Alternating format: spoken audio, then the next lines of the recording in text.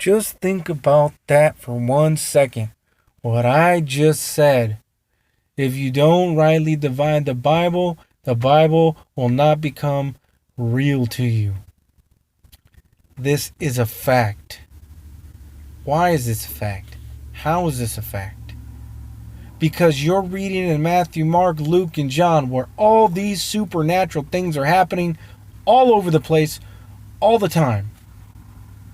Peter raising people from the dead. They even had the power to remit sins in the book of John. They can drink any poisonous thing and it will not kill them. They can get bit by any poisonous snake and it will not harm them.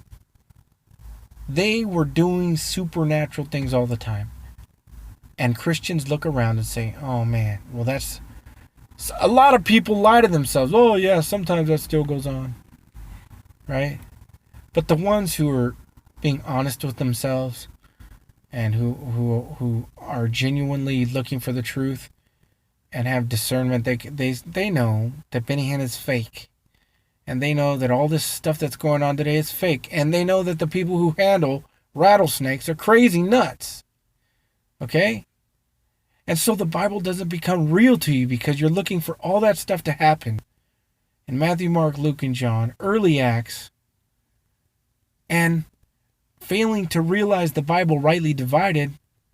And that's not what God is doing today through the Apostle Paul and his epistles. And that stuff is not for today. And God said, my grace is sufficient for thee. Paul, towards the middle of his ministry, he told the man, drink some wine for thy stomach. Why didn't Paul heal them? Because those things died out. The Apostle Paul. So did tongues. So did raising people from the dead. So did baptism. So did all that stuff. And that's when the Bible can become real to you, when you realize that. And you realize, oh, that's why all that stuff in the red letters isn't happening today. Not because it's not true. Not because God isn't real. Not because the Bible isn't correct. King James Bible. But because God is not doing that today in the body of Christ, the dispensation of the grace of God. Then the Bible becomes real to you. Then you understand the concept.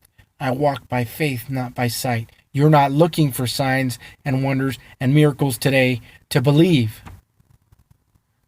You're walking by faith in what you read in the King James Bible. You see what I'm saying? There's a lot of quitters out there. People who wanted to believe, who did believe at one time. But they saw and they realized, look, nothing supernatural is happening like that. So the Bible's not true.